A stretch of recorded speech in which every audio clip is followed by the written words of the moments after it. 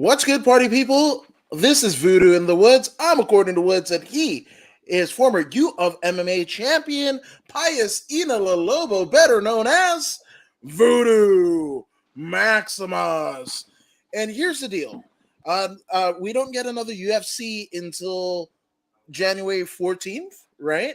But we definitely, I mean, you could call this a special edition, but I think I'm going to say tragedies befell the world of MMA at large, right?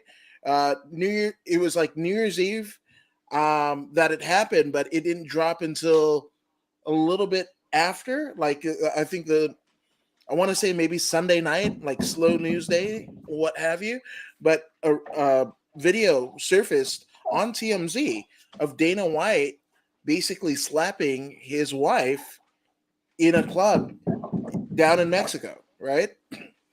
So there's that. And then also in Mexico, former UFC, Bellator, one championship fighter, Phil the New York Badass Baroni, basically was held by local Mexican officials for allegedly killing his girlfriend.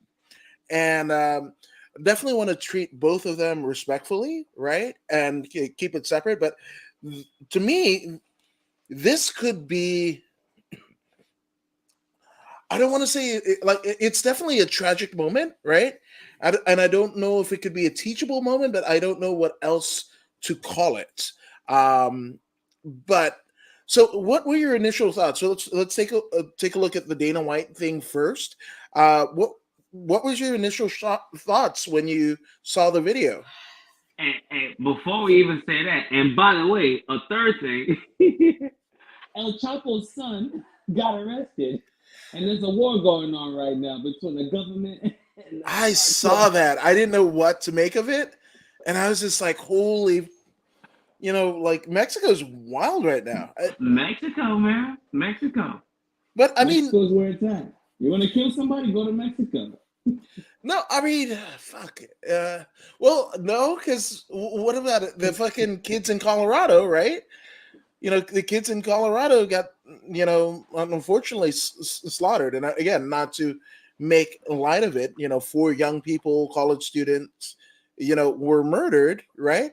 But homeboy, like he's was a criminal, not a criminal, but a forensic student, that was fascinated by killing and everything like that. And he, kind of almost a la Dexter style, right? Where he was training to become a forensic expert and, by all intents and purposes, by his classmates' account, anytime that there was somebody, that was lecturing about specific murders and cases, here's a guy who was just like, tell me more.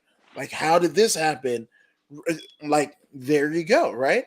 And I think, especially in the instance of Baroni, a lot of it, I think will come down to CTE, traumatic brain injury, right?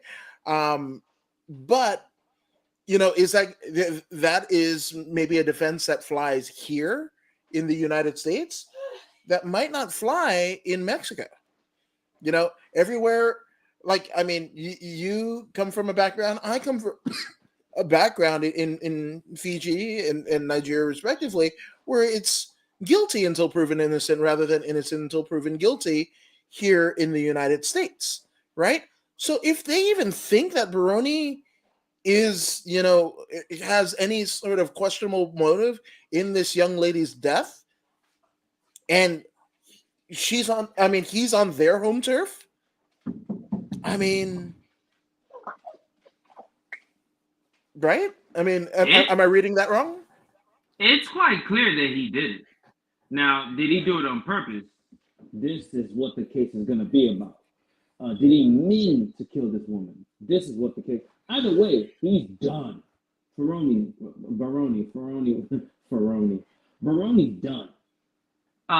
He alleges that something happened and he somewhat pushed her and she hit her head. This is what he said. He pushed her, she hit her head. He helped her up, took her to the bed, took her clothes off, and I guess put her in the night, whatever, made her comfortable for bed. He went out to go get something. She came back. He came back, and she was done. Uh, Something's not adding up. Something's not adding up. And for him to get caught up in Mexican prisons are no joke, man. Mexican prisons are no joke. He will have a better time in an American prison than a Mexican prison. The conditions are way worse in Mexico. Uh, it's just a sad ending to the once New York badass Phil Baroni. I remember when this man would knock folks out and jump on the cage, and he would say, "I'm the best ever. I'm the best ever. The best ever." I mean, I don't know what happened from being the best ever to being now a criminal. It's just, I just can't put a finger on it, man. Like, folks put their eggs in one basket and they don't prepare for the future. You can make fighting your profession, but then if you're not prepared for post-fight, these sort of things happen. The man lost control. He lost control, and someone lost their life as a result. It's unfortunate. Yeah, here's the thing. And when I first became abreast of, the goings on and the specifics of the Baroni stuff, and I mean, here we are, like maybe about 36 to 48 hours after the fact, after he was placed in police custody. But, immediately, again, combat sports brain and how both MMA and pro wrestling are more related than most people think, it automatically screamed out to me of, Jimmy Snuka and Nancy Argentino, in Allentown, Pennsylvania in, the early 80s, right? And even, Phil Baroni's kind of account of what goes on is eerily similar to what Jimmy Snuka said, when Nancy Argentino, she was feeling sick on the side of the road. She hit her head on the road, and then they went back to the hotel, and like next thing you know, she's dead. And not to make, obviously that's a very layman's way about it. There's been Dark Side of the Ring. Vice has talked about it. Nancy Argentino's family have put out a book about it. So that's again pro wrestling and MMA brain kind of simultaneous. That's what it's to me about. And then even a bits of Benoit when when you go into traumatic brain injury, CTE, head trauma, and what have you, right? And when you look at the early, like this is something that I feared, where obviously in football, right? Over the last maybe I'd say 10 to 15 years, right? And there's been many notables, and I think it really got put into question with Junior Seau, right? The NFL, had a lot of their older, members, they're veteran players, right? They're the NFL alumnus, were basically committing suicide, but not wanting their brain to be unharmed. So shooting themselves in the chest, stuff like that, so their brains could be preserved, right? Chris Nowinski, who does, he himself was a WWE wrestler in the early 2000s and a Harvard graduate, and his Sports Legacy Institute have made tremendous headways in terms of, understanding the brain and, the effects of it, the lack of protein, especially when trauma is induced, right? So there's that. But when in the Baroni case specifically, when they said head trauma and possible CTE, and I think the best account was I believe it was like 2 tweets by former UFC champion Josh Barnett, where I basically he said like he had known Baroni over the course of 20 plus years, right? And even, had Baroni in the first Bloodsport, the pro wrestling slash shoot style fight and what have you. And I remember, I think I still have it on Fight TV, but Josh Barnett himself, who is a combat sports athlete, a brother in arms, right? Of all combat sports athletes, and achieved the highest of high, right? He basically said that he saw a decline.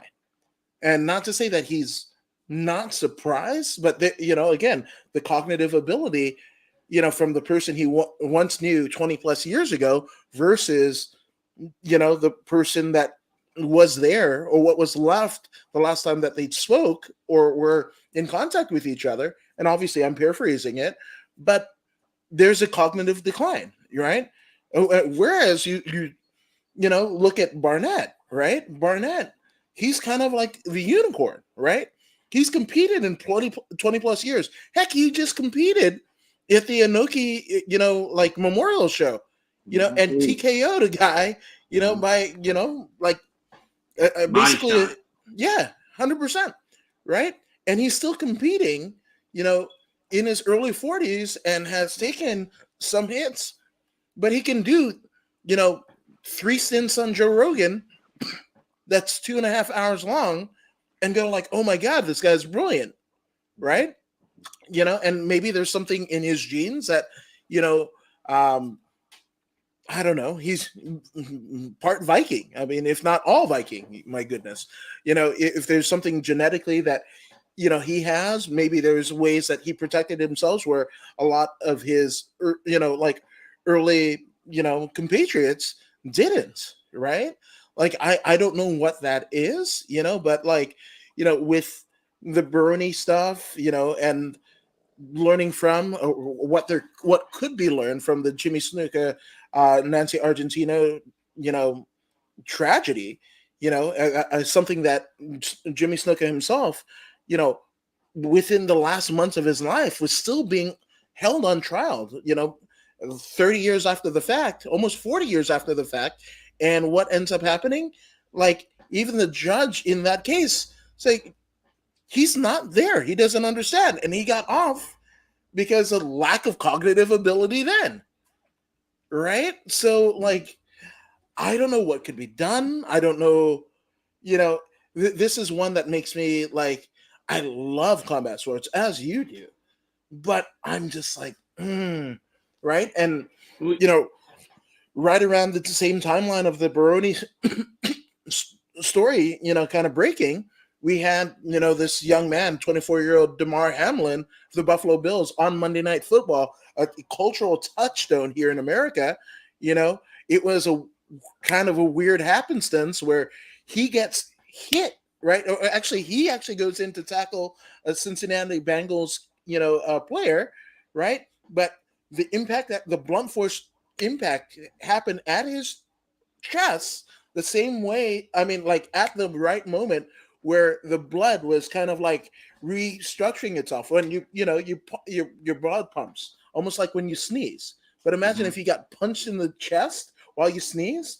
That's why people say God bless you, because your heart kind of just recalibrates itself, right? Every time you sneeze. This is what happened with Damar Hamlin, right? And Dr. Brian Sutter is great for things like this. He's on YouTube. He's a clinical physician and everything. And anytime something happens with a medical injury in sports, he is within like minutes of it happening, basically, putting out a video to educate, people and what have you. So like, this is the point where, like, just like I felt during the Benoit tragedies, right? And that was a tragedy, but there was CTE in place with Chris Benoit. Not that takes anything away from it, but also CTE happens, taking out of the sports realm, it happens to, police officers. It happens to, trauma nurses, like people come into the ER and in various states of whatever, tackling the nurse or whatever, head trauma happens. And that happens. Paramedics, military service men and women, like, knock to the head is a knock to the head. The same day that Michael Jackson dies, Billy Mays, the old OxyClean spokesperson, he hit his head earlier in the day, right? Traveling on a flight, and then ends up dead hours later, and that was it. Bob Saget, same thing, right? Hit his head, didn't think anything of it, ends up dead, right? All head trauma, and you wouldn't think that Bob Saget, Danny Tanner from Full House, America's Funniest Home Video would have head trauma like that, but sometimes that's all it takes. Indeed. I hear your point, and I think it's a valid point. Both of these gentlemen, you speak of Jimmy Superfly Snuka, you speak of Cerrone, lots of head trauma, most indeed. When you look at Cerrone and you look at the time that he came up back in the 90s, this is a time when training was a war. Before you even get to the fight, you've taken on so many head trauma and concussions. Back then, people didn't really know much about concussions. I mean, we knew about concussion, but to the depth that we know it today, I remember, even when I was in high school, I remember taking a severe hit. Me and Jason Smalls, I was on offense, he was on defense. I ran the ball through the A gap or the B gap. I can't remember which one, but he was there to clean me up. And I remember going out. I was out. I don't know how long I was out, but when I woke up, the chalk was yellow. I could see yellow chalk everywhere. The grass. We had grass back then, and it was marked with the yellow chalk. I mean white chalk. But when I woke up, it was yellow. So clearly concussed. But I was sent home, and I came back the next day and went back to practice. Nobody knew about concussion to the point that we know of it today. And Cerrone and people like him back then, what do you call not Nova Mundial? What do you call that other team that Vanderlei was on? What's those guys' name? I can't remember the name. The Vanderlei's team. But all those guys, man, they all went full blast. Even the Lions Den, everybody went full blast. That was the nature of the beast. It was like if you want to fight, then you have to train like you fight. So everyone went full blast. It's just recently that folks are not killing themselves in practice. And from the accumulation of traumatic hits to the body and head, I guess there is an argument for Cerrone because he was one of those dudes that went hard, and he fought in Japan. He started with the UFC. When the UFC went down the first time, he went to Japan, fought in Japan. He's fought everywhere. Came back to the UFC. He was one of the best 170 pounders out there. One of the best in his time. Excellent boxing. Wrestling wasn't so great, and most people that still with him went down. And now, you said earlier, what is it that we can do about this? It's very simple. It's very simple. It's gonna cost money. It's gonna cost money. It's gonna take mixed martial arts companies to create post-fight funds for these people, just like football has. These funds will go towards, health issues or whatnot. The sooner we can get to this, the sooner we can start helping these men and women that are going in there to entertain us all. And as a result, they take damage, irreparable damage to the brain, to the body. This is the nature of the game. Everyone understands what they're signing up for. They all understand what they're signing up for. This is the dice that they choose to roll, and every now and then you roll snake eyes, and damages occur. But I think it's also very important that these companies, they're making so much money. Let's be specific and say UFC. The UFC is making so much money, and the fighters are getting less than 5% or 10%. You know, that makes no sense.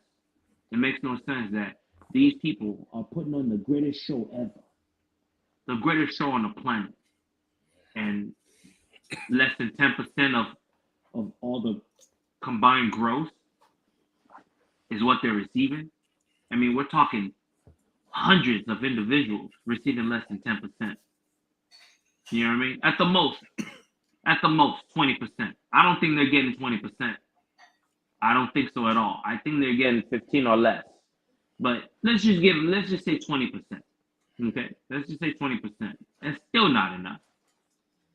That's still not enough. It's not enough until it's 50%. At least 50%. I mean, these people are taking serious, serious damage to their brain. And it's just unfortunate that we have situations like this. Now, is it due to CTE? I can't really say, but at the same time, there's a strong possibility. No, 100%. So not to kind of butcher the Josh Barnett tweet, I'm actually gonna pull it up here because Mhm. spoken so eloquently and I think respectful, to all parties involved. But he goes, the news about Phil Baroni is terrible and is incredibly tragic as well. I've known Phil for two decades plus, and at the first Josh Barnett Bloodsport um, show, could see his personality and behavior was erratic, uh, displayed, and emotionally he was all over the place. Obviously, why CTE, right? And it's tough dealing with him at the show because I couldn't keep booking him, even though I wanted to. He was too much to handle and so scattered. He blew up at me because I hadn't used him again, and I blocked him on social media. But there wasn't nothing. But there wasn't much I can do. Fighters need to take care of themselves, and those around them need to be vigilant and watchful as well. I've seen the decline from the man I have been friends with for so long to where he was when I last saw him. It's heartbreaking. Now what's happened in Mexico, it's just awful. And that's it's spoken. I'm grateful for Josh, because somebody that has traveled the world, as a mixed martial artist, or since much like you, much in their teens, right, and achieve the highest of highs, and also because of things, the lowest of lows, I think it's impactful, him talking about it. But it's weird, right? Because like, it's not to say that it it can't be done, right? Because in Thailand, right, those Thai boxers, man, they male and female, right? They start from when they're kids, right?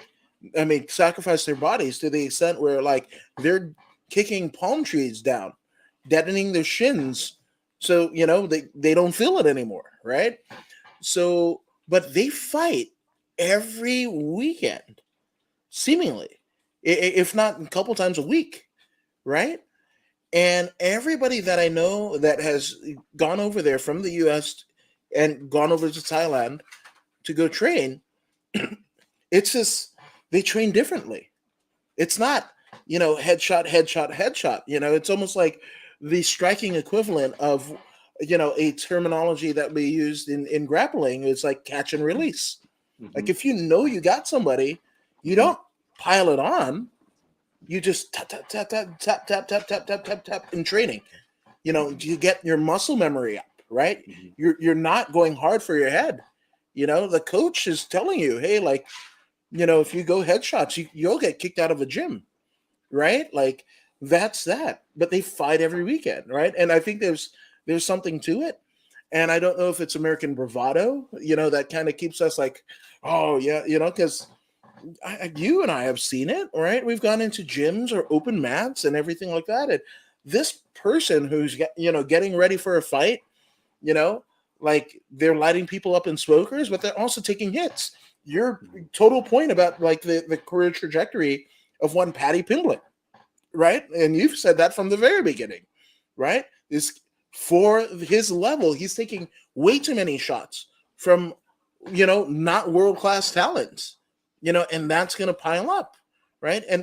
And unfortunately, in the case of the elder statesmen of MMA, the Chuck Liddells, the early pioneers, and even there are people before them that were basically getting it done, pre UFC and tough man competitions in the early 80s, kind of led by, the John Claude Van Damme blood sport, right? Mhm. And you would see these smokers and stuff happen all over town and, kind of, almost like speakeasies, right? Like fight clubs and stuff like that. So it's always existed, right? And as we, kind of evolve the sport, there's a whole new generation of, backyard fighters, like street beefs and such, right? Where it's largely unregulated. It looks like New York State. How many times did people die in glorified smokers in New York State from the time that that Rogan famously says his first UFC was supposed to be in upstate New York, and they basically changed it to Dothan, Alabama, because New York State Athletic Commission pretty much put the kibosh to the UFC, right? But Mhm. between that time, which was like mid '90s, to when the Connor, I think there was a Combate fight in upstate New York first. I think that was like the first, sanctioned MMA contest in almost Mhm. 20 years. Mhm. To the BMF like Connor Diaz, whatever the Mhm. hell, right? But there was at least 3 fighters that died because there was no sort of regulation, or they didn't have to have an on-site EMT to take people away. There wasn't a referee to stop the bout when somebody took so many blows, right? And a lot of times we talk about the judging. Obviously, like the Douglas Crosby thing is so fresh in our minds, and bad referees. Like how Dana White has lambasted pretty much every referee in the sport in one time or another. But like it's times like these where like this is the after effects, and as you were talking about, in terms of like some sort of fighter fund or pension or what have you. Well, again, I bring into question the Damar Hamlin situation, right? So I saw on social media after this happens, right? This tragedy that befalls this gentleman, and of course, like you say, well, he should know he's a football player. He's played since he was in Pop Warner and flag football and what have you, and that's just something that you just you make an agreement, with your maker and what have you, that bad stuff can happen, right? Totally understood, right? But it's no less a tragedy, and here's why. So a lot of people were saying, well, like, because there was a couple different GoFundMe's that were going on. One, it was for his charity, where he basically, was raising money even before this accident for kids to, have toys and things that they needed. That was one. And then one came out from the family, or an advocate for, from the family, about his medical, you know deal, his medical care from here on out. And I saw somebody on social media basically like, why does he need it? He's a millionaire, right? And the thing about it, he had a 3.7-year deal with the Buffalo Bills, right? And the way that it was structured, I think it was something to the effect of, he got a $40,000 signing bonus, and it was like something about like in terms of six figures, like 600,000, maybe 600,000 and change, for his first year, right? And this, incident that happened at Monday Night Football literally took place at the last regular season game of his second year contract. where he also got that $40,000 bonus again for the second year in a row. And I think that 600, ballooned to 827, something like that. And that's just alleged, right? But you're saying like he's a millionaire, right? Across the 2 seasons, if he completed the 2 regular season, 1.2 ish is where we're going, Don't right? forget the Like, tax. right, exactly, and that puts Did him he in even reach $1 million? I right, don't even think he reached $1 million. right, exactly. And let me see if I can, because I had it up, and I don't know, how reputable this particular site was, but I mean, it gives at least a window, right? By no means was this guy a millionaire, right? And that Cincinnati, Bengals, Buffalo Bills football contest last season of the game, they're packing in more people than the UFC does, and for him to be structured with this deal, right? And people calling him a millionaire. I'm like, I don't that that doesn't feel right. And actually, I got it pulled up here. So let me go ahead and share the screen. Um, so it is the contract breakdown, right? So this is from Sports Track, and basically, it was a 4-year, $3.6 million deal, right? So can you see it? Let me see Yeah. if I can pull it up even more. So basically, it is a 4-year deal, and for the first year, he gets $660,000 with a 1,019 signing, signing bonus, right? So year 2 or 2022 year, he basically gets 825, right?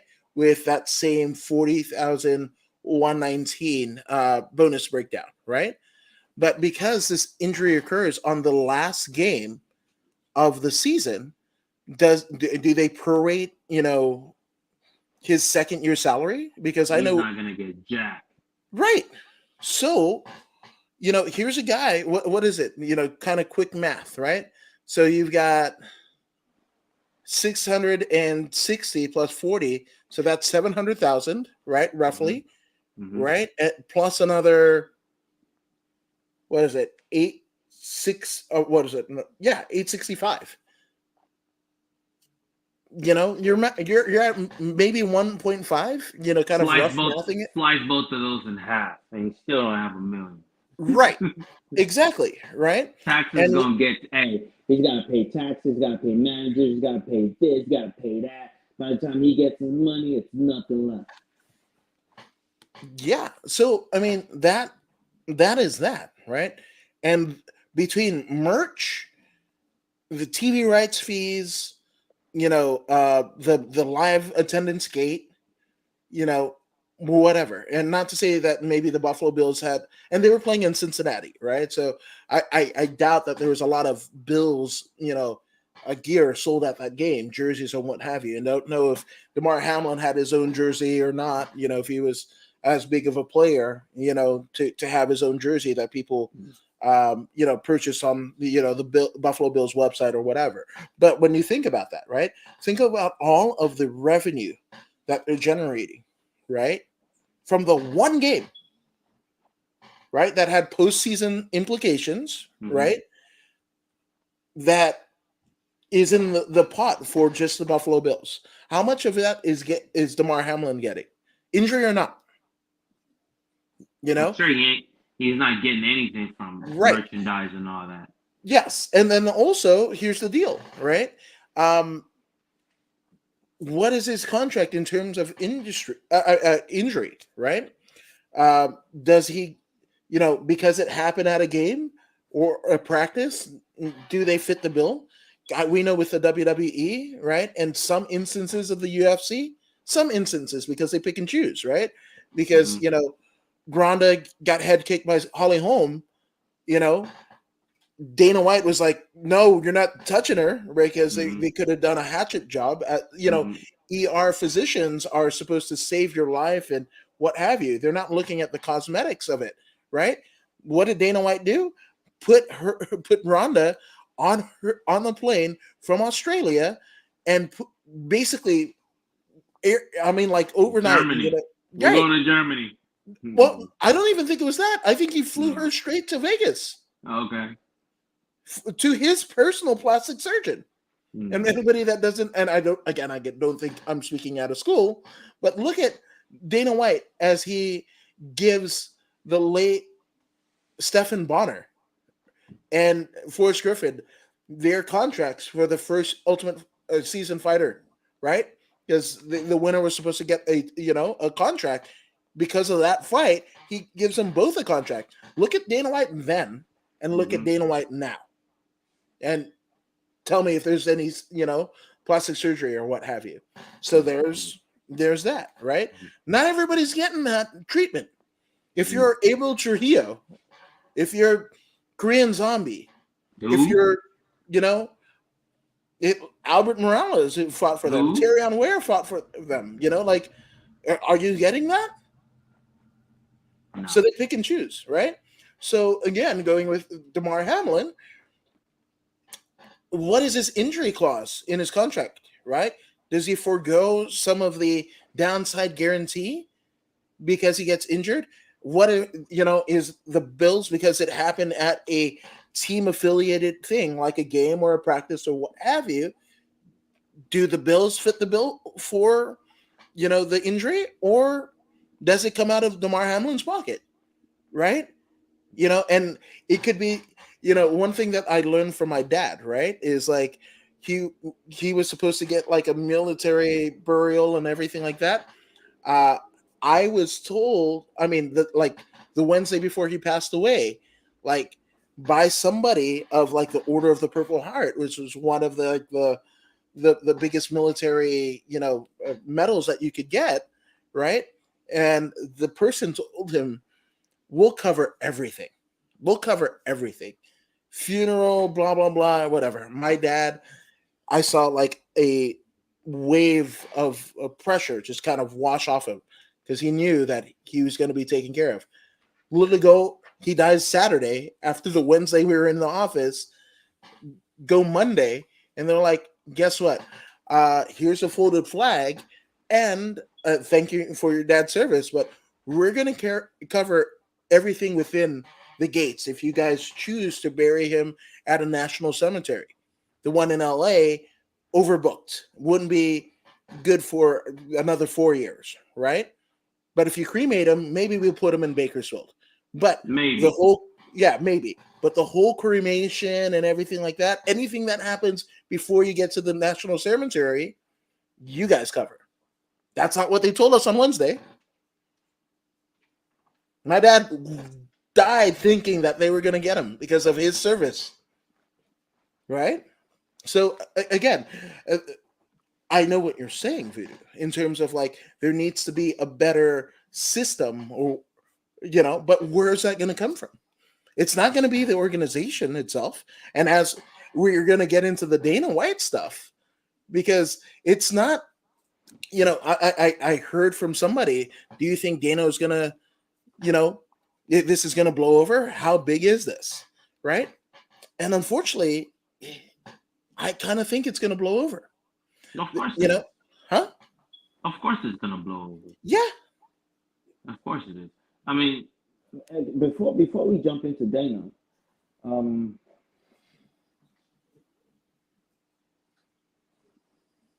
there's more than enough money to go around. We have money for Ukraine, but we got homeless people right here in California, all over the place, living on the bridges. I just saw. Speaking of that, as I go to OpenStreamYard, like you have your, landing page, your MSN, your Google, whatever. It just said breaking, red ticker. President Biden gives more aid to Ukraine. Yeah. And vehicles and stuff like that. And nothing against Ukraine. I'm not saying that they're not suffering, right? But they're literally, but not too long ago, there was like babies being, washing up on shore, and the U.S. turned them back. Again, our own U.S. people, the military servicemen, people with mental illness, are lining the streets all over the United States. And not just like now. You have places like the Appalachia, right?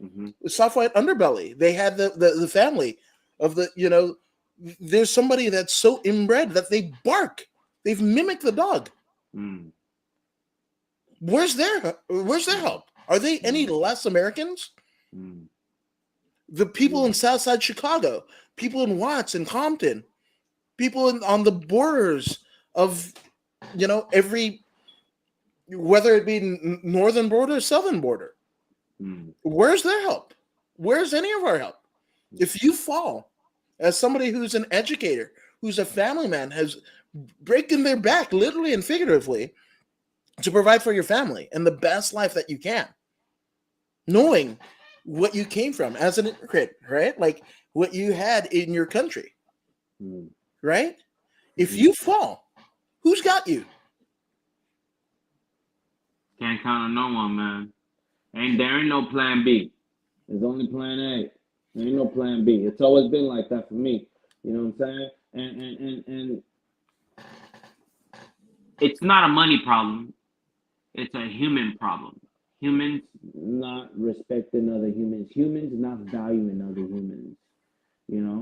How can you value material over other human life?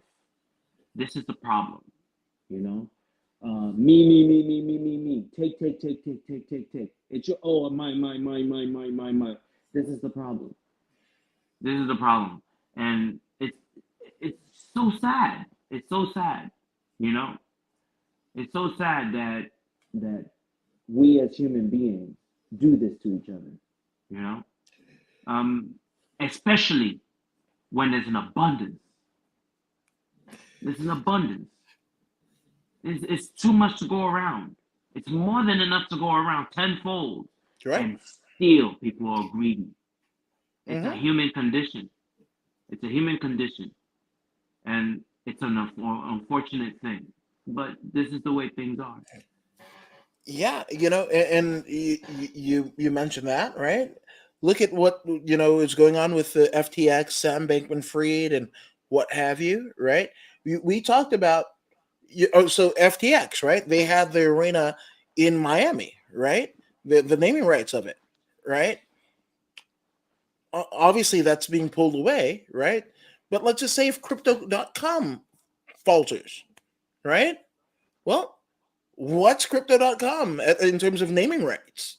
Well, the former Staples Center and the UFC, the official crypto partner, right? That none of the fighters that are incurring, if the product is fighting, mixed martial arts fighting in the highest level, right? If that's the product, right? And everybody's sponsoring that, right? Well, if you don't have any fighters that are being representative and recuperated financially, because the trade-off is the monetary gain for whatever they sacrifice in that octagon, right? Specifically in the UFC. Well, their sacrifice, the one-to-one value of their, physical well-being being sacrificed for monetary dollar is unequal in the worst way. Like you said, maybe less than 20%. Yeah. But you wouldn't have sold out seats. You wouldn't have been able to book a deal with ESPN. You wouldn't have been able on your side hustle. This is the return of the partnership of Dana White and Lorenza and Frank Fertitta in the fucking Power Slap League, which, crazy enough, is all up in the air because of what Dana White did to his wife, right? That skirmish and everything like that. But who's going to falter? Anybody that was signed to contracts. You go on the UFC website. I mean, as of this morning, it still had a promo for the Power Slap League. And I looked and I recognized, out of all the faces, I recognized one face. Do you know who that face was? No. It's a notable one, right? That I think, unfortunately, he is going to fall under the cracks of history. But arguably the most decorated heavyweight combat sports athlete ever, Tony Kryptonite Lopez. Oh, really? Yes. He was on the promo on the UFC YouTube page as of this morning. Right? And this is a guy, King of the Cage title, every regional title, Muay Thai championships, boxing championships, MMA championships, bare knuckle, 100%. And for years, at least the last decade, he's had the record, he's had the name opponents, he's had whatever, everything, every metric that you could gauge, right? To be worthy of a UFC payday for his wife, for his family, and as a man, his legacy. And this opportunity presents itself. He risks himself. And think about, go on YouTube, look up Tony Kryptonite Lopez's fights. You don't have to look very far. He was willing to risk himself in all of the battles that he did to basically, it's a non-defense CTE. All these power slap things. And he was able to risk it for legacy to get that UFC payday. That Dana White, that check that was signed by Dana White and the Fertittas. And because of Dana White literally slapping his wife, he doesn't get it.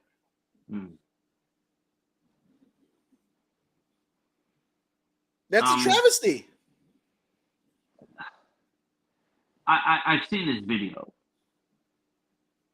They're having a conversation. She goes to go away. He grabs her. She turns. She pops him.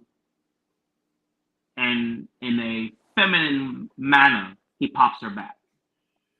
That is no real slap, if you ask me. I come from a place where that's very common. You know, when I saw it, I wasn't awed by it like most Americans were.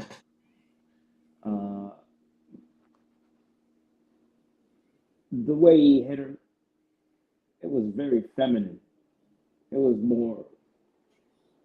I want to be careful how I use my words, but it was like a feminine man hitting someone. There wasn't. Yes, he slapped her. Yes, I'm not saying he didn't slap her, but the way he did it, it was so weak and feminine. There was nothing masculine about that hit. And the reason why was because he was cautious. He was cautious about the delivery. Yes, he was retaliating due to being slapped, but there was caution in the amount of pressure administered to the slap. I'm not saying what he did was right, but I'm also saying he's careful enough not to hurt his wife. He's careful enough not to hurt his wife. I don't understand what was going on because I don't know what the argument was about. But I do know that he did not hit her in an attempt to hurt her. That was very clear. Very, very clear. A lot of people are upset about it. I'm not upset about it. I'm not upset about it in the least bit. Because here's what it is. This man, he has ruined many, many lives. So he can give his wife the world. And he's done that. The same people, the Baronis, and name them. He has taken so much from all these people. Name them. The names go on. For decades, he's taken from these people and he's given to his wife. His wife is a multi-millionaire because of all the atrocities Dana White has committed. You know? Now, that little touch that he gave her, why is everyone tripping? Dana has done way worse than what he did to her on camera. He's done way worse to people. Look at all the ruined lives. All these fighters that we speak of. All the CTE and lack of payment. And people want to talk about the little feminine slap that he gave his wife. I mean, within hours, the same woman is saying, hey man, stay out of our business. Stay out of our business. We want to keep this internal, private. So why is everyone tripping? Well, so I mean, a couple different things, right? And obviously, you know, the way that Dana White has, you can argue that there's ill-gotten means, right? Because Dana nor the Fertitas, they never had to basically put their lives and bodies on the line to get the money that they've accrued through Zuffa and the UFC in their ownership and selling of it. You know, like they never had to make that sacrifice. Now I absolutely see what you're saying, but in terms of Dana, right? In this one particular incident. So this is somebody, and I made a reel about it. You can check it out. I don't think I can play the video, but essentially he is lambasting Ray Rice, right? Which rightfully so. When Ray Rice attacked his wife in the elevator, right? And he said, by no means should you ever do that again. Okay. Let me cut you off. Let me hit you with a timeout. Compare the Ray Rice strike. Compare it to Dana's. No, but wrong is wrong. Even by definition. You're right. You're right. Wrong is wrong. But compare the two. If you were to put it on the scale of 1 to 10, Ray Rice, what would you give that? Yeah, I'm not going to compare the two. Devil's advocate, man. Come on. No. Here's the thing, right? Because like, if you really want to play devil's advocate, let's say something befalls Dana White's wife, Ann White, right? Mm-hmm. Because of this, right? And for me, if you remember the Rodney, and now I didn't live in LA during the Rodney King deal, right? Well, I was there. But the riots happened not because of the footage, because there was I remember being in San Francisco, right? And not within the 16 months of Rodney King, being beaten by the LAPD and what have you, and even that is questionable. He's high on PCP, whatever, right? But when that happened, right, there was at least in the community in the Bay Area, there was a sentiment of like people that were of color, that had been harassed by the police, had been beaten unjustifiably, right? That now it's on tape. It's irrefutable. The things that we've been saying for years, all the bullshit ass, what they say versus what actually happened, right? And this is decades before Sandra Bland and so many people that have died under police custody under suspicious circumstances, right? But there was a feeling and sentiment of, wow, now there's going to be some accountability because it's on tape. And when all of the officers that were implicated got off scot-free, that is when the rage happened. Right? So let's just say, and I don't wish anything well, I don't know Dana nor his wife or his family. And I mean, to be clear, we haven't seen anything of the White family other than Dana for 20 years, which is questionable. So I'm all like, if this happens at a club in Mexico, right?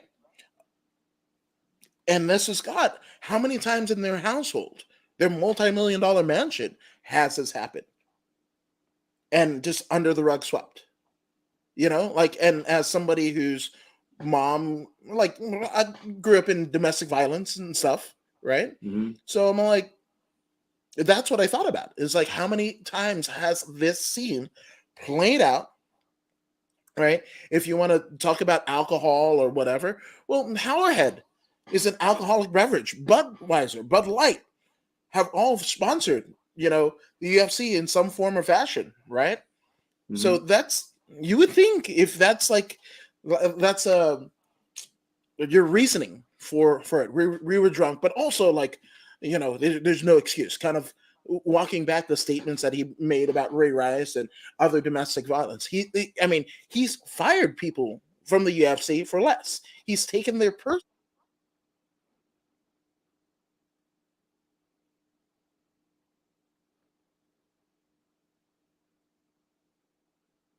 Oh, okay. I hear you, man. But you know what I found out recently? I found out that not all crimes go to court. You can settle a murder out of court. Yeah. It can be settled out of court. I had no idea. Oh, I yeah. thought if you kill someone, you have to go to court, you have to see the jury, and all that, and then boom. I didn't realize that you could settle a murder case out of court. I had no idea. I had no idea. You know what I mean? So Yeah. it comes to a point where power is accumulated to a point where people don't get punished. Right. Dana's gonna be fine. Dana's not gonna be suspended. Dana's not gonna be punished. Dana's gonna be fine. Everybody else got an issue, but Dana ain't got an issue. No one's gonna punish him. No. You know, and here's the thing, and I think, Fight and Life Nation is bringing it up. Hey guys, I came a bit late. You know, I don't have a strong opinion of what happened with Dana, but I think he was drunk and acting dumb. But by the way, the UFC, ESPN, TBS, ESPN, who airs UFC, right? TBS, that was to air starting next week, but it's been postponed, that we're going to air this Power Slap League. And again, this is the first time since WME bought the UFC that the Fertitas and Dana White would partner up for this Power Slap League since the sale of the UFC. Right? So, so TBS, right? Kevin Aioli of the Baltimore Sun, right, have reacted, is embarrassing. And if you want to go into it, Ariel Helwani, who, man, I wasn't a fan of at all. Like, I've heard, like, horrible stories about how, you know, Ariel kind of treats people and what have you and everything. Wasn't a fan. But I can call a spade a spade. He was absolutely right with the Paddy Pimblett, as were you, deal, right? And he's absolutely right. He went on a 20-minute diatribe on the MMA Hour, right, about this, and you can't refute that. I mean, everybody's welcome to feel the way they feel, and I think this is the court of public opinion, right? But that's it, right? And also, I think Dana needs to let go. He's the president of a company. How can he ever discipline a fighter in the future when he's getting off scot-free? Yes, I can tell you how. I can tell you how he's going to discipline a fighter in the future, because he writes the check. He writes the checks. He answers to no one. That's how. They work for him. He don't work for them. And that's how it's gonna go down. It's that simple.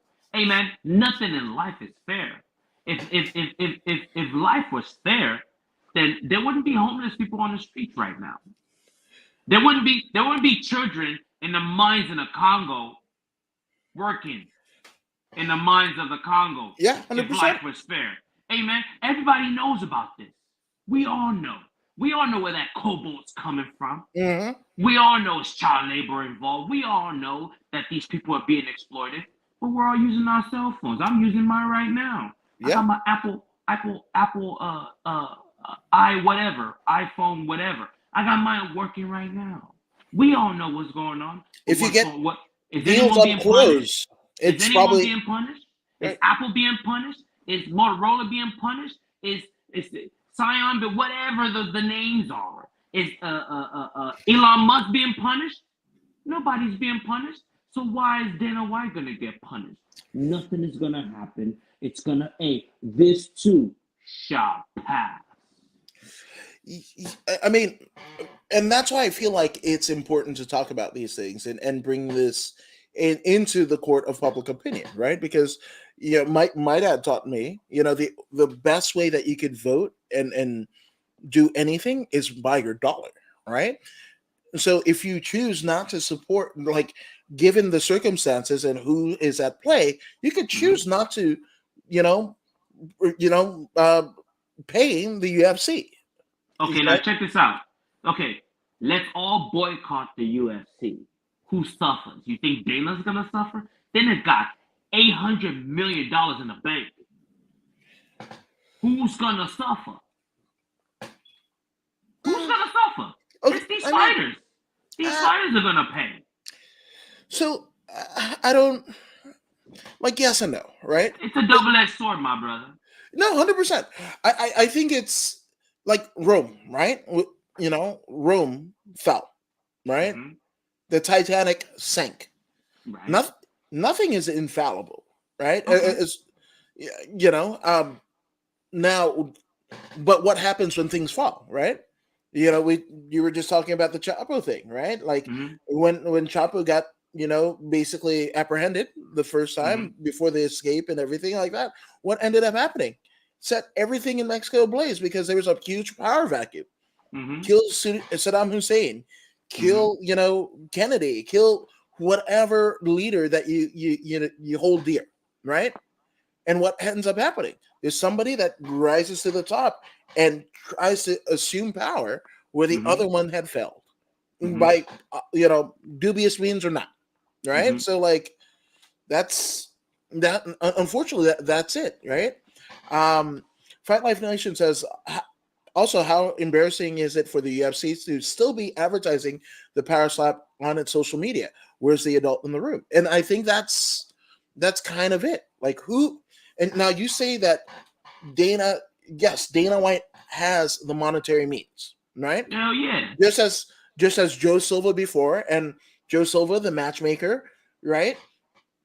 There were times of like fighter harassment and what have you. Like if you said no to this fight that Joe Silva had in his head, whatever, right? Then guess what? Now you're fighting out the rest of the contract, for the most barest of guarantees that you can get, right? So there's that, right? So the adult in the room, there was, I can't remember the comedian, right? But it was a deal of like wealthy versus rich, right? And they were talking about, asking a kid, who do you think is wealthy? The kid said Shaq, Shaquille O'Neal, right? Is Shaq wealthy, or is the person that pays Shaq's paycheck wealthy? That's the difference. So Dana does have a court of morality, theoretically speaking, right? He has ESPN, whose parent company is Disney, which broadcasts the UFC. He has Warner Brothers Discovery, that was to air this Power Slap league, right? He has Ariel Emanuel, who's the head of WME Endeavor, or just Endeavor. In the wake of this Dana White situation, the Endeavor stock in a downturn economy already, and experts say that we haven't even seen the bottom, but it's pretty fucking bad. Tesla was, just to give you a little bit of construct, like Tesla this time last year was about $700-800 a share. It's less than $100 now, right? And that's just one barometer. And yes, there's mitigating circumstances. Tesla production down. Huh? It's the result of inflation. Everything's down right now. The buying, right? Exactly. So with that all being said, you can attribute it, but also you have to, at least acknowledge the parties at play, right? That was it, right? When Vince had the allegations of, the sexual, whatever, right? The WWE stock went down, right? Now, where it's different in Vince's case, when they took the WWE stock public, it was structured that Vince will always have 51% control, right? Where it's different with Endeavor. Endeavor is a company and a conglomerate. And UFC, yes, during the 2020-2021 deal where they were the only game in town, 90% of Endeavor's, gross domestic profit and international profit came from the UFC, 100%. That's changed now. Now that, because you got to remember what William Morris Endeavor was. It was a talent agency with some of the biggest stars in Hollywood, some of the biggest directors, the representation of it. Now that's kind of it. So do they let this one fly? Because Dana doesn't have as much bite as he did. If this happened in 2020, maybe, there's not as much accountability. And I feel like there needs to be a little bit more accountability because Dana does have masters to serve. Yeah, he does have masters to serve. And his masters are willing to overlook exactly what just happened. Because Dana, profit margin keeps rising every year, man. And this is Dana's vision. He rose his company from the ashes to the phoenix that it is today. No one is going to punish this man. And if they punish him publicly, he's free in secret. He's free to run the company continuously. He might not show his face on camera, right? He might not show his face on camera, but he is still the president. He will still continue working in the shadows. This man is too wise and too valuable to this company for anyone to punish him. And that's what's gonna happen. They might pull a Jedi mind trick on us all and keep him off screen for a little bit, but he's still, trust me, he's still gonna be the one running the company, pulling all the strings and doing this and doing that. And that's what's gonna happen. This too shall pass. This will pass. He will not be punished like we think he will be. Nothing is fair, and that's that. And especially his wife already came out and said, "Yo, get out of our business.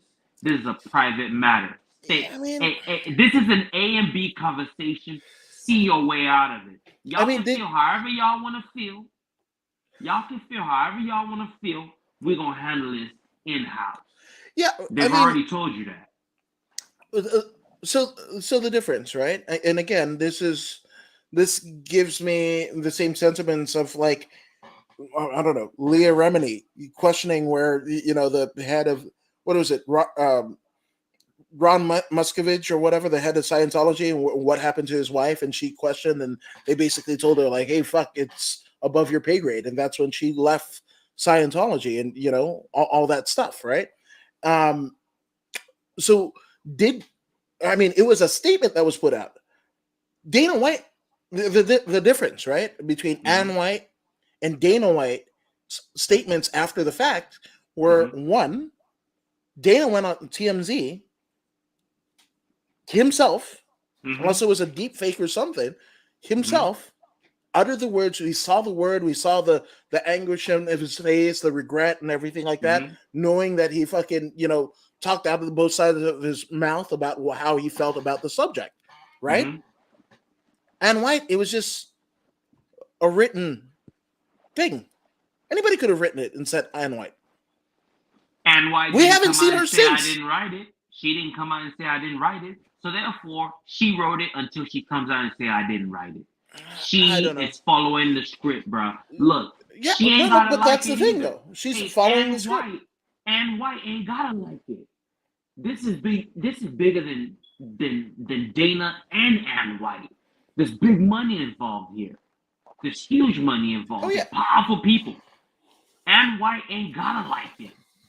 Dana ain't gotta like it. Dana's job is to keep running this powerful machine, and whether he likes it or not, he will keep doing it. I don't know about that because there's already been and it's funny because Fight Life Nation says, and we talked a little bit on the Bischoff pod about it earlier today. But hey, Adam, not sure if you talked about it yet, but what are your thoughts on Vince retiring and coming back within 6 months of getting in trouble? The story just broke in ESPN tonight. He was Actually, never gone. Vince was never gone. He's I don't running think the so. company in the shadows. Trust me, man. No, no, These no, no, people, no. these are not. You think of these people like they're us, No, no, no. like they have good hearts. These people are cutthroats. I know the opulence involved. I understand the totality and the power and that shit. Vince, I know for a fact, Vince, up until this, he wasn't running things. And there's a succession plan, just as in the case of Dana. Do you know about this gentleman named Hunter Campbell? Yes, I've heard the name. Yeah, that's Dana White's successor. They already have a succession plan in place. Whether Dana White and his wife got into, a spat or whatever, or not, Dana White after the WME. Look back to Dana White's statements when the company was sold, right? Mm-hmm. And this totally comes right back to the power slap thing, right? So Dana White said, like, when the Fertittas came to him and said, "Hey, we're selling," right? Dana White went to a hotel room in Vegas and locked himself for days until Lorenzo either called him up or showed up in the fucking hotel room and told him this. And this is from Dana himself. Never heard it substantiated by Lorenzo, but we heard it from Dana. That Lorenzo told Dana in his moment of anguish about this thing being done, their partnership being over. They've been friends since school, right? Since they were school age. Allegedly, in Dana's, words, Lorenzo told Dana to be happy for him. To be happy for him. That he's out. He's good. Right? So here we are, fast forward, 5 years later? And the Fertittas go back and the partnership, remember, be happy for me, $4 billion. And that's not to say that the Fertittas, Frank and Lorenzo, weren't already good. They were the money men, to buy the UFC from SEG back in the day, right? So they own the largest non-union casino. That is the reason why the UFC couldn't get into New York. That's the real fucking reason. The people that died because there was no regulation in New York, how we still get shitty judging in New York, it's because New York State is heavily union. Okay? And the largest casinos have unions. And the Fertittas run the largest global casinos that are non-union. And they make so much money, the unions can't do shit about it. So you don't put unions in our casino? Fine. We don't put UFC in our state, and everybody suffers. So I totally know, what's at stake and what's at play. But the fact that the reconvening of the Fertittas and Dana for this Power Slap League, you talked about, Tony Kryptonite Lopez being in BKFC. Think about this. Bare knuckle fighting is not even legal in the state of Nevada, but the Nevada State Athletic Commission, the same ones that we had the fucking UFC debacle, the picogram, they fucking said, nope, John Jones, whatever, and they moved that shit to the forum, right? And everybody on that card suffered financially. Yep. The Nevada State Athletic Commission is giving the green light to this fucking Power Slap League where they win bare knuckle. Right. But not to say that David Feldman doesn't have fucking money, not to say whatever else, right? Look at this whole Jake Paul, right? Jake Paul just signed with the PFL. And him and his opponent supposedly are getting a 50-50 split. Right? That's great to an extent. But, I mean, is that really going to stay up with pay-per-views? And this is really going to gauge what the Paul brothers, who, fucking Logan Paul is already in the crypto scheme, rug pull bullshit and whatever the fuck. And it's all crazy. But all of these things are in play, right? It's a very mafioso type deal. But the thing about it is Dana does have masters. In ESPN, parent company Disney, who has stock, and is rumored to buy the WWE. They're in the running. Okay? And the same people control the media. So if they want to suppress the Dana White story, they can do so. Ariel can talk all he wants. If they want to suppress his ass too, they'll suppress his ass. It's just a phone call away, man. If they want this thing to go away right now, they can make it go away right now. Well, I mean, not even go away. The fucking footage would have never happened, which again goes into my whole deal about, hey, we got this on film. Who's to say how many times? Because I even saw somebody when I posted the footage, right? Paired with Dana saying there's no excuse to hit a woman, right? Echoed by Ariel Helwani during his 20-minute fucking diatribe, which I recommend everybody fucking to get contacts. And you were talking about how many people and how many careers Dana White has destroyed in his path to gold, right? The path to hell is paved with good intentions, right? Ariel Helwani is one of the fucking people. You can like him, not like him, whatever the fuck, think he's irreparable or not. That's irrelevant. But Dana White has literally fucked with Ariel Helwani for the better part of the last 20 years.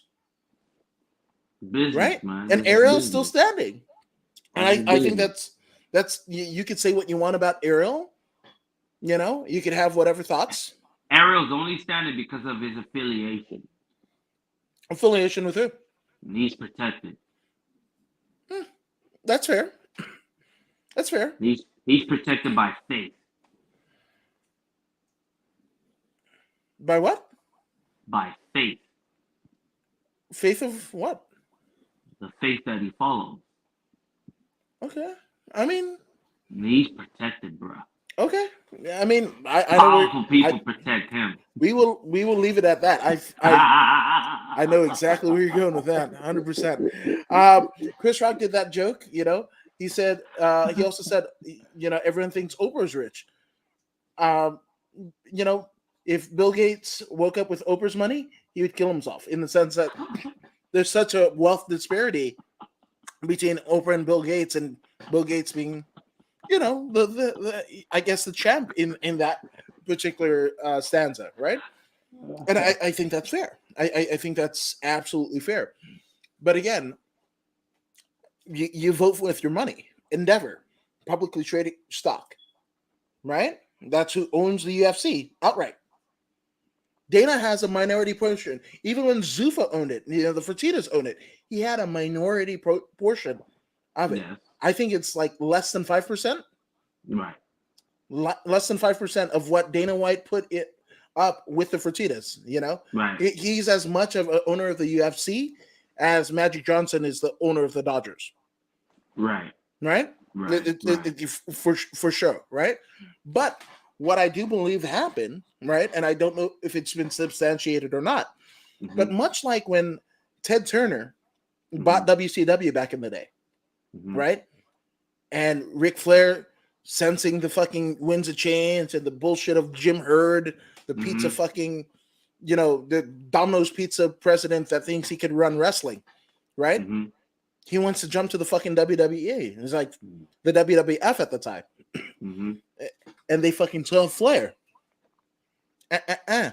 Ted Turner's buying it because he thinks he's getting fucking Ric Flair, who has supported his WTBS Superstation going nationwide for the last half a decade at that point, right? So I think Ari Emanuel and Endeavor buys the UFC with the explicit intent that Dana stays on. Dana is the star of the UFC. Dana was positioned to be the star of the power slap thing. You know what's fucking weird? When the first power slap, and I'm saying power slap because that is the organization of which Dana and the Fertittas are affiliated with, but namely Dana, right? But when those first trickle of Russian slap fight, whatever the fucks happened and started going viral, somebody asked him about it. He's like, they're fucking goons, like in true Dana White fashion. Dumbest fucking thing I've ever seen. They're gonna fucking knock their head, whatever. And within, I'd say, fucking 16 months, he is a part of a league that basically puts the Fertittas back with him for the first time since they bought Zuffa, right? And to be aired on a competitor. Think about how long that UFC try to get on ESPN. Mark Ratner, fucking Dana White, the Fertittas, all of them, right? They're like, oh, fucking ESPN hates us. They'll never cover us. That wasn't too long ago. That was the mid-2010s. And what happened? Okay, first Fuel. Then Fuel becomes Versus. Yeah, we're, we don't need to sell pay-per-views really, because that was still the doldrums. The UFC wasn't on every pay-per-view provider, right? So they get on Versus. WEC gets on Versus. Changes the game. Right around the same time, UFC gets Fox Sports. Well, I think it was Spike first. It was Spike for a long time. That was the first season of Ultimate Fighter. Right. And that was the channel, right? Everybody, the fucking Spike TV, Guys Network, Network for Men, all that shit, right? So they do that, all right, up until Fox Sports. And that was it. Like, oh, fuck, we're on Fox, not only Fox Sports, but the first, Junior Dos Santos, Cain Velasquez fight happens on Fox TV for free. Yes. That was supposed to be the Holy Grail. And we kind of sweep under the rug how that shit the bed. How they should have aired the entire card, but the executives at Fox, along with Zuffa, were like, no, we're just going to do the fucking title fight. Nothing else. And it ends in a Cain Velasquez, they were building him to be the baddest motherfucker since Tyson. Right? And he gets injured and KO'd by fucking JDS, right? But that doesn't deter him.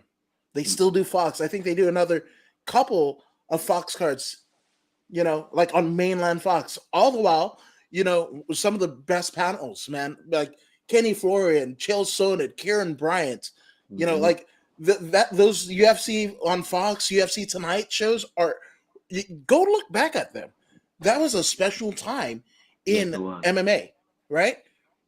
The glitz and glamour. And think about the last time that the UFC prior to that had been on there, right? They got backlogged, like grandfathered in terms of the being on the best damn sports show, period, right? With Jim Rome. And the fucking cameraman can't even, here's Joe Rogan announcing who the fuck these people are, and you can't even get the fucking people in the right place. Here's Chuck Liddell, and then there's George St. Pierre. I remember that. Yeah. And that was the last time on Fox. Think about the historical significance, right? And then the Fox deal ends, and it's UFC on ESPN. We've reached the promised land. We're in pinnacle. the same. Yeah. This is it. This is it. This is fucking red panty night for the entire organization. Right? Mm-hmm. Right? So much so that the fucking UFC doesn't give a shit about their main revenue channel for the better part of 15 years. Pay-per-view. First, we're going to give you our, like the commitment that they made to us by being a subscriber to UFC, what is it? The fucking Fight Pass. Yeah, Fight Pass. $10 a month. Yeah. And what did they sell us on? 30 days after the fucking pay-per-view. You will get to see the pay-per-view in its entirety for $9.99 a month, plus all of the backlog shit. Right? Plus original content, stories of the UFC, documentaries, world class, award winning, pride, everything, one stop shop, because they got that from the WWE network. Yeah. Then what happens? ESPN comes, they cannibalize their own fucking business. Why not? We stop getting pay-per-views 30 days after the fact. Mm-hmm. Then we don't get pay-per-views at all. Mm-hmm. You need your fucking $10.90. What was it? $7 a month? Sorry, $7 a month to start, and then like they were good, so good on that, right? Then they gave the cow and the milk away, right? They were like, "Fuck it, we're gonna give you pay-per-view." So if you are an ardent UFC fan, you're paying $10 a month, and that's when the rate from $7 to $9.99, right? That magic number that Netflix capitalized on, not Hulu, but fucking MLB and the WWE all capitalized on, right? $9.99, right? That's the benchmark for all streaming services, right? And not only do you have to pay the $10 a month, $9.99 a month, but then we're charging you even more for the pay-per-views. And you have to have an ESPN account to get the fucking pay-per-views. That's right, man. No more a la cartes. That's right. And there ain't no $9.99 anymore. It's probably like, what, $20 now? $14. Like and the UFC pay-per-views at the end of the year, they basically told us $90. Yeah. So again, will this stuff be under rug swept? I think that, I think that basically is determined by us, the viewers, right? Mm-hmm. And actually, Fight Life Nation says they actually bought Dana out and signed him to a contract. So he's a talent, like Eric Bischoff in WWE. So talent contract as president for 5 years and have since extended it. But Endeavor definitely owns UFC 100% outright. Hey, man, after the first sale, Dana White had 5%, right? Yeah. Just about 5% of $4.2 billion. Yeah. That's what he had. That's not chump change. Yeah. No, 100%. But see, here's the thing though, right? Much like Vince, right? And I've always said that whatever the Vince and the WWE do, it almost seems like the UFC does 5 years after the fact. But now this is the first time where it's almost concurrent. Vince gets lobbed out and we have a substantial thing, right?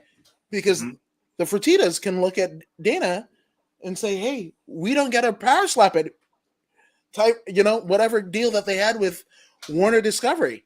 You were supposed to do it. And we saw an insight, right? The reason why we had fights during the pandemic and everything and wanting to figure it out is because the UFC owed ESPN a certain number of dates, right?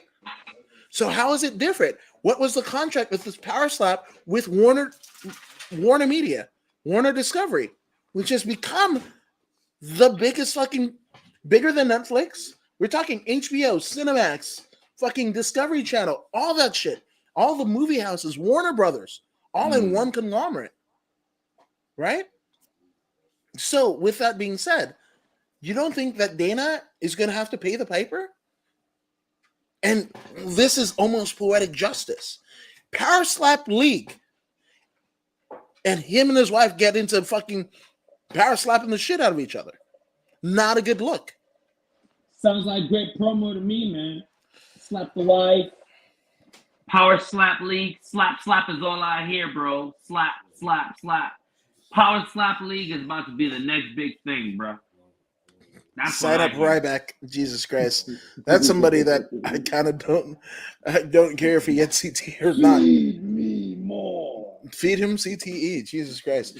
But again, I say all of this to say, I think we should have learned from the Nancy Argentina story, right? Mm-hmm. When she's basically, I'm gonna say it, she was murdered by fucking Jimmy Snuka, right? Mm-hmm. That happened in the early 80s. We should have learned from that. We've had, a decade? At least a decade since the Benoit murder. It happens 2007, right? Yeah. So over a decade. We have to hold them accountable. As people. We do. But they're going to get away scot-free like always. The people with power will always open the back door so they can escape. And that's going to be it. Hey, whatever happened to that lady from the sex trafficking? I forget her name. Heidi Fleiss? No. Oh, Ghislaine Maxwell. Yes. Isn't she in some kind of country club jail now? Yeah. You know what I'm saying? This is what I'm talking about. These people don't get punished, man. Yeah. They don't get punished. I mean, speaking of things that have happened in dubious means in other waters, right? But you remember, forever we were told about Natalie Holloway, and missing in Aruba and shit like that, and they found out like a fucking rich kid from the fucking Netherlands murdered her on the beach, and even they didn't get fucking justice. Yeah, if people want to play like the race card or whatever, like here's a family of Anglo descent, but a more powerful family of Anglo descent had this fucking, and he fucking killed another one. That's how he gets found out, right? Is he's in South America somewhere and he kills one of their own on their own soil. They're like, nah, motherfucker, we got you now, which is the same thing that the Mexican government can say of Phil Baroni. You murdered one of our own. Fuck off. Phil Baroni. Phil Baroni can't buy his way out because he's no. But no matter how you look at it, it is a tragic tale, right? It is a tragic tale. Because a life was lost, and who knows what Phil Baroni without CTE would have been. But also, it's the reason why before this past weekend, in some circles, Phil Baroni is revered, right? I mean, so much so that his peers in Josh Barnett put him on the fucking Bloodsport card and wanted to use him more, right? So there is something about it, right? That led it. But it's like the fucking brighter and faster you burn, you fucking burn out. And I think this is one of it, So I want, it's weird to say what you want because yes, a fighters union, that sounds good on paper. NFL has, the NFL players union, right? Where's, this DeMar Hamlin, where's he going to fall in that? I know somebody who, went to school with me that basically, he got injured in the NFL.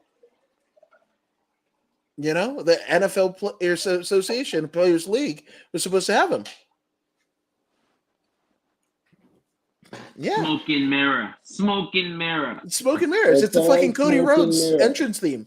Only smoke and mirrors, right? Right. In which, I think before we go, the great, I think he's great. One of my all-time favorites, Dustin Rhodes, formerly known as Goldust. He just lost his mom this morning, so we just send our condolences there.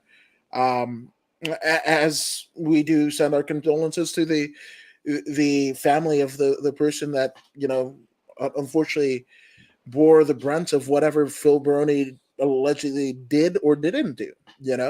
Uh, man, this is just fucked. And McMax saying, "Hang on, Aussie lady got killed in USA by a cop for no reason. He was crazy." you know and that's the things, right? So whether they're an MMA fighter or a police person, how many times have police people seen trauma day in, day out? Gangsters seen the most horrid things day in, day out. Emergency medical technicians, paramedics seen untold horrors. Then you get into the international waters. The things that here in North America would be sacrilege, we think it's end of the world, are happening every fucking day overseas. Yeah. And there's no aid coming to them. Unusual Whales just updated their list of people in Congress, in U.S. Congress, that beat the SPY. And for people that don't know what the SPY is, that's S&P 500, like or 500 or 200, but the best performing stocks made up in one ETF, made up in one nice little bundle, right? And you could buy that. But they're members of Congress on both sides of the aisle. So if everybody like the Republicans, the Democrats, it's both. It's BS. So I just they're playing you. In the words of the late great George Carlin, it's a big fucking club, and you're not invited. But you know what? You can be invited. And the Bali bomber who made a bomb just got released. Only got 9 years. Killed 202 people. Yeah, and again, if it was Nigeria, we wouldn't even remember that dude. This Bali bomber. They would have taken care of him within days if he lasts that long. So there, and again, I think it's important. Tragedies, yes, but to speak of the infractions of Dana White, to speak of, CTE, right, and CTE and mental health and all of that stuff, and not to say you're going to save everybody. But we can do better than what we're doing right now. Try. Exactly. With the abundance of resources that's available, we can at least try. Yeah, 100%. Now, I quoted George Carlin in saying that, hey, it's a big fucking club and you're not invited about the elites. But one thing that people can be invited to is following Voodoo Maximus. That's right. Sir. Voodoo Maximus on all applications. Facebook, Instagram, Twitter, Facebook page, that good stuff. Let's go. Hell yes. And I'm According to Woods. You can find me in all the stuff at According to Woods. I got podcasts and I got memes. I feel like the Snakes and Sparklers dude from Joe Dirt. I got snake sparklers, I got podcasts, and I got memes. So you can follow me across the board at According to Woods, or I made it easy. You want to follow Voodoo Maximus? Link in the bio. You want to follow me? All the stuff right here in the bio. Made it easy. But you guys, we can't forget about you. Thank you for supporting us day in, day out. And we'll be back next week with, guess what? Another UFC. Yes, we're doing it.